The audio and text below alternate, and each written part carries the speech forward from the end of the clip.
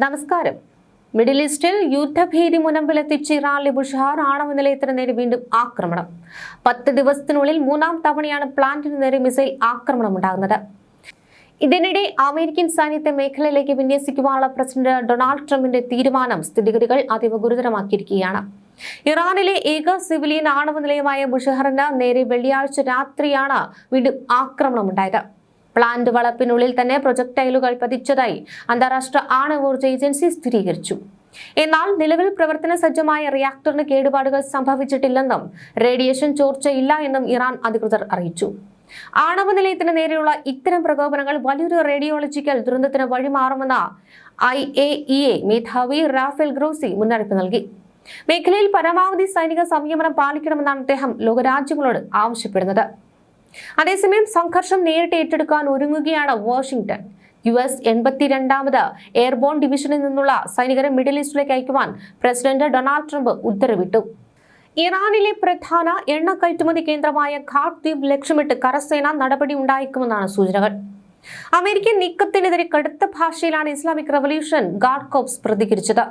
Iran മണ്ണിൽ അധിനിവേശം നടത്തിയാൽ അമേരിക്കൻ സൈനികർ ഇറാനിയൻ ജനതയുടെ ദശലക്ഷക്കണക്കിന് വരുന്ന കടലിൽ മുങ്ങി അപ്രത്യക്ഷമാകുമെന്ന് IRGC മുന്നറിയിപ്പ് നൽകി.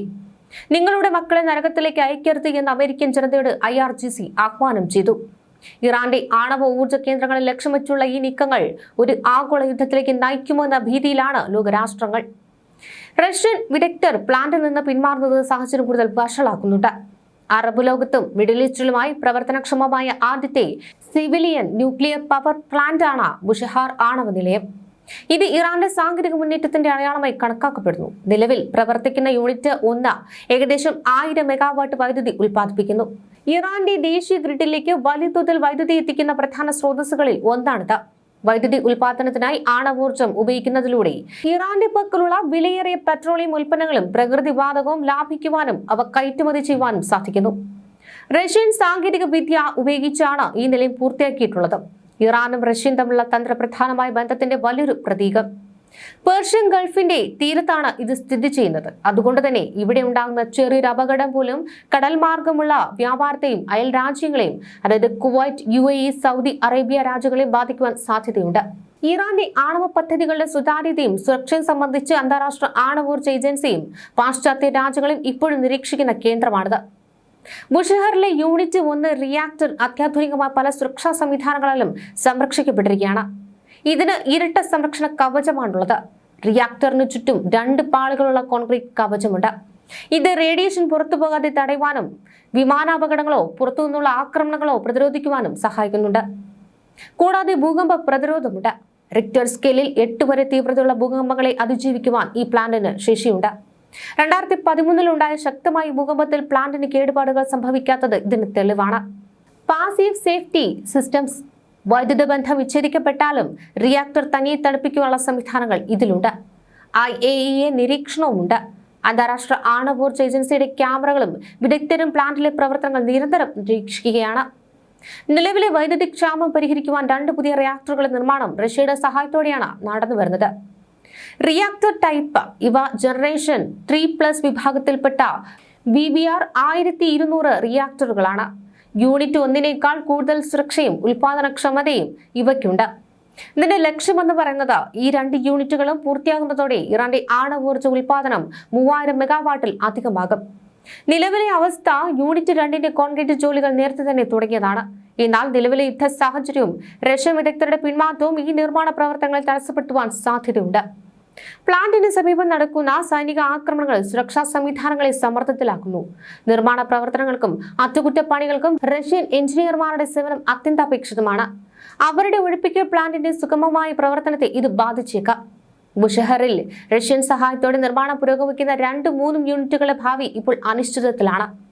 ആക്രമണത്തെ തുടർന്ന് റഷ്യൻ ഊർജ്ജ ഏജൻസിയായ റോസാറ്റം തങ്ങളുടെ വിദഗ്ധരെ പിൻവലിക്കുവാൻ തുടങ്ങിയത് നിർമ്മാണ പ്രവർത്തനങ്ങൾ പൂർണ്ണമായും സ്തംഭിപ്പിക്കുവാൻ ഇടയാക്കും. ഇത് ഇറാന്റെ ഭാവി ഊർജ്ജ പദ്ധതികൾക്ക് കനത്ത തിരിച്ചടിയാണ്. അമേരിക്കൻ 82ാമത് എയർബോൺ ഡിവിഷൻ ലക്ഷ്യം വെക്കുന്ന ഘാട്ട് ദ്വീപ് ഇറാന്റെ സാമ്പത്തിക നട്ടലാണ്. ഇറാന്റെ എണ്ണ കയറ്റുമതിയുടെ 90% നടക്കുന്നത് ഈ ദ്വീപ് വഴിയാണ്. ഇവിടെ ഒരു കരസേനാ നീക്കമുണ്ടായാൽ ലോക വിപണിയിൽ എണ്ണവില കുതിച്ചുയരാമെന്ന് സാമ്പത്തിക വിദഗ്ധർ മുന്നറിയിപ്പ് നൽകുന്നു. ആക്രമണങ്ങൾ തുടരുന്ന സാഹചര്യത്തിൽ അയൽ രാജ്യങ്ങളായ കുവൈറ്റും UAEയും കനത്ത ജാഗ്രതയിലാണ്. ബുഷഹറിൽ നിന്ന് റേഡിയേഷൻ ചോർച്ച ഉണ്ടായാൽ അത് പേർഷ്യൻ ഗൾഫിലെ കുടിവെള്ള സ്രോതസ്സുകളെയും പരിസ്ഥിതിയെ മാരകമായി തന്നെ ബാധിക്കും. പല രാജ്യങ്ങളും ഇതിനോടകം തന്നെ പൗരന്മാർക്ക് റേഡിയേഷൻ അഡ്വൈസറി പുറപ്പെടുവിച്ചു കഴിഞ്ഞു. ഐക്യരാഷ്ട്രസഭയുടെ സുരക്ഷാ കൗൺസിൽ അടിയന്തര യോഗം ചേരുവാനും സാധ്യതയുണ്ട്. റഷ്യയും ചൈനയും അമേരിക്കയുടെ സൈനിക വിന്യാസത്തെ ശക്തമായി എതിർക്കുമ്പോൾ സ്വയം പ്രതിരോധത്തിനുള്ള അവകാശമാണിതെന്ന് വാഷിംഗ്ടൺ വാദിക്കുന്നുണ്ട്. സമാധാന ചർച്ചകൾക്ക് പ്രസക്തി നഷ്ടപ്പെടുന്ന രീതിയിലേക്കാണ് മിഡിൽ ഈസ്റ്റിലെ കാര്യങ്ങൾ നീങ്ങുന്നത്. ബുഷഹറിലെ ഓരോ മിസൈൽ പതനവും ഒരു വലിയ ആണവ ദുരന്തത്തിലേക്കുള്ള ദൂരം കുറയ്ക്കുകയാണ്. വരും മണിക്കൂറുകളൊക്കെ തന്നെ നിർണായകമാണ്. ഇതിനിടെ ഇസ്രായേലിന് നേരെ ഇറാന്റെ ശക്തമായ മിസൈൽ ആക്രമണമുണ്ടായി. ശനിയാഴ്ച പുലർച്ചെ, അതായത് ഇന്ന് പുലർച്ചെ ഉണ്ടായ ആക്രമണത്തിൽ ഇസ്രായേൽ നഗരമായ ടെൽ അവീവിലും കിഴക്കൻ മേഖലകളിലും വ്യാപകമായ നാശനഷ്ടങ്ങളാണ് റിപ്പോർട്ട് ചെയ്തത്. ടെൽ അവീവിലെ തിരക്കേറിയ വാണിജ്യ തെരുവിലുണ്ടായ മിസൈൽ ആക്രമണത്തിൽ ഒരാൾ കൊല്ലപ്പെടുകയും നിരവധി പേർക്ക് പരിക്കേൽക്കുകയും ചെയ്തു. ആക്രമണത്തിന് ഉപയോഗിച്ച മിസൈലുകളിൽ ഒരെണ്ണം ക്ലസ്റ്റർ വാർ ഹെഡ് വിഭാഗത്തിൽപ്പെട്ടതാണെന്ന് സ്ഥിരീകരിച്ചു. അന്തരീക്ഷത്തിൽ വെച്ച് പൊട്ടിത്തെറിക്കുന്ന ചെറിയ ബോംബുകൾ വലിയൊരു പ്രദേശത്തേക്ക് ഒരേ സമയം വർഷിക്കുന്ന രീതിയാണ്. ജനവാസ മേഖലയായ ടെൽ അവീവിൽ ഇത്തരത്തിൽ ബോംബുകൾ പതിച്ചത് വലിയ അപകട ഭീഷണിയാണ് ഉയർത്തുന്നത്. നേരത്തെയും ക്ലസ്റ്റർ മിസൈലുകൾ ഇറാൻ പ്രയോഗിച്ചിരുന്നു. വെള്ളിയാഴ്ച ഇറാനിലെ വിവിധ കേന്ദ്രങ്ങൾക്ക് നേരെ ഇസ്രായേൽ നടത്തിയ ആക്രമണങ്ങൾക്കുള്ള തിരിച്ചടിയായിട്ടാണ് ഈ മിസൈൽ വർഷമെന്നാണ് വിലയിരുത്തപ്പെടുന്നത്. ഇതിനു പുറമെ വടക്കൻ അതിർത്തിയിൽ നിന്ന് ഹിസ്ബുള്ളയും ഇസ്രായേലിന് നേരെ റോക്കറ്റ് ആക്രമണം നടത്തി. ഇതോടെ ഇസ്രായേൽ ഒരേ സമയം രണ്ട് മുന്നണികളിൽ നിന്ന് യുദ്ധം ചെയ്യേണ്ട സാഹചര്യത്തിലാണ്. വടക്കൻ ഇസ്രായേലിലെ ജനവാസ കേന്ദ്രങ്ങൾക്ക് നേരെ ഹിസ്ബുള്ള നടത്തുന്ന ആക്രമണങ്ങൾ തടയുന്നതിനായി തെക്കൻ ലബനനിലെ ഇസ്രായേൽ സൈനിക നടപടി ശക്തമാക്കിയിട്ടുണ്ട്. ഇറാന്റെ ആണവ കേന്ദ്രങ്ങൾ ലക്ഷ്യമിട്ടാണ് വെള്ളിയാഴ്ച രാത്രി ഇസ്രായേലിൽ മിസൈൽ ആക്രമണമുണ്ടായത്. ഊർജ്ജ കേന്ദ്രങ്ങളെ ആക്രമിക്കില്ലെന്ന് അമേരിക്കൻ പ്രസിഡന്റ് ഡൊണാൾഡ് ട്രംപിന്റെ ഉറപ്പ് ലംഘിച്ചുകൊണ്ടാണ് ഇസ്രായേൽ ഈ നീക്കം നടത്തിയത്. ഇതിനിടെ ഇറാനുമായി നേരിട്ടുള്ള ചർച്ച ഉടൻ നടക്കുമെന്ന് പ്രതീക്ഷിക്കുന്നതായി US പശ്ചിമേഷ്യൻ ദൂതൻ സ്റ്റീവ് വിറ്റ്കോഫ് വ്യക്തമാക്കിയിട്ടുണ്ട്. US-മായി ചേർന്ന് ഫെബ്രുവരി 28-ന് ഇറാനിൽ ഇസ്രായേൽ നടത്തുന്ന ആക്രമണത്തിന് പിന്നാലെ ഉണ്ടായ യുദ്ധത്തിൽ ഇറാനെ പിന്തുണയ്ക്കുവാൻ റഷ്യ തയ്യാറെടുക്കുന്നതായി US ഇന്റലിജൻസ് ഏജൻസി പറയുന്നുണ്ട്. യുദ്ധത്തിൽ ഇറാൻ ആവശ്യമായ ഡ്രോണുകൾ എത്തിച്ചു നൽകുന്നതുമായി ബന്ധപ്പെട്ട് റഷ്യ അവസാന ഘട്ടത്തിൽ എത്തി നിൽക്കുകയാണെന്ന് മുതിർന്ന US ഇന്റലിജൻസ് ഉദ്യോഗസ്ഥനെ ഉദ്ധരിച്ചുകൊണ്ട് അന്താരാഷ്ട്ര മാധ്യമങ്ങളും റിപ്പോർട്ട് ചെയ്തു.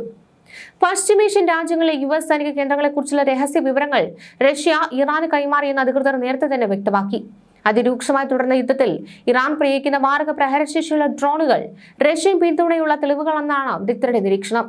യുദ്ധത്തിൽ കെടുതി നേരിട്ടുകൊണ്ടിരിക്കുന്ന ഇറാൻ ആവശ്യമായ മരുന്നുകൾ, ഭക്ഷണം, ഡ്രോണുകൾ എന്നിവ റഷ്യ ഇറക്കുമതി ചെയ്തേക്കുമെന്നാണ് US ഇന്റലിജൻസ് ഏജൻസികളെ ഉദ്ധരിച്ചുകൊണ്ട് അന്താരാഷ്ട്ര മാധ്യമങ്ങളുടെ റിപ്പോർട്ട്.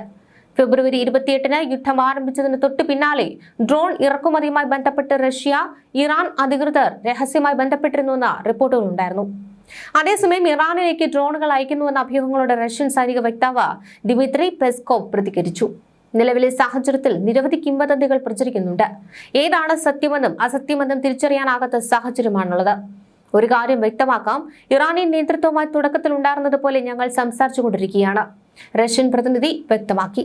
നേരത്തെ കഴിഞ്ഞ വർഷം റഷ്യയും ഇറാനും തമ്മിൽ സ്ട്രാറ്റജിക് പങ്കാളിത്ത കരാറിൽ ഒപ്പുവെച്ചിരുന്നു. ഇത് പ്രകാരം റഷ്യ 13 ടൺ മെഡിസിൻ അസർബൈജാൻ വഴി ഇറാനിലേക്ക് കൊടുത്തയച്ചിരുന്നു.